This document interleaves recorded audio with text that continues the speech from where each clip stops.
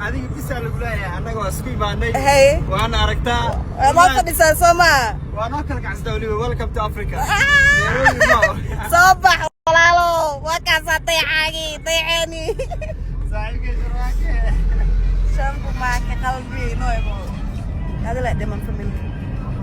sidaa wada ogeedeen fahma fiicanay ba arooskeeda la iskaga imaaday muqdisho dhan wixii fanaaniina dadkii dhan oo maasha Allah garbaheeda wada taagnaay hadaba dadku waxay isweydiinayeen gabadhan yaa waayo qofka guursanaya hadaba qofka guursanaya sad hordhaca ka aragteen qof kale tamaan waa Sharme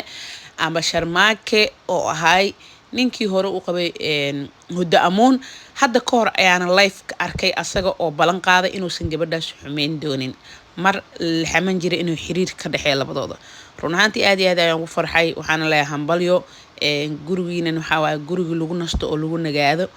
Allah idinkaga dhigo waxa idinkugu duceynayaa ducadii rasuulka kaleey sallallahu alayhi wasallam oo ugu duceyn jiray arooska barakallahu lakum wa barak alaykum wa jamaa baynakum fil khayr ya idin leeyahay asagana safarkiisa Allah u soo fududeeyo adigana waxaan kula walaashay guuleyso walaalkay adigana guuleyso haddii aad ku faraxsan tahay fahmo fiican ee arooskeeda haddaba maxaa sugaysaa hambalyaha laga wada dhigay commentiga muuqaalkana la gareeya subscribe channelka hadduu ku ahayn subscribe soo dheh aad iyo aad ugu mahadsan tahay daawashada muuqaalkan birtaan aan ku dubayo jikinka waxaad ka heli kartaa TikTok-geyga waxaa ku qoran isku filan reviews ayaan ku soo galaa TikTok-ga waxaan ka gatay TikTok shopka linkiga oo muuqaal aan ka sameeyay wuxuu ku jiraa page-keyga oo TikTok ayuu ku jiraa halkaas aad ka gadan kartaa run ahaantii waxa waa aad iyo aad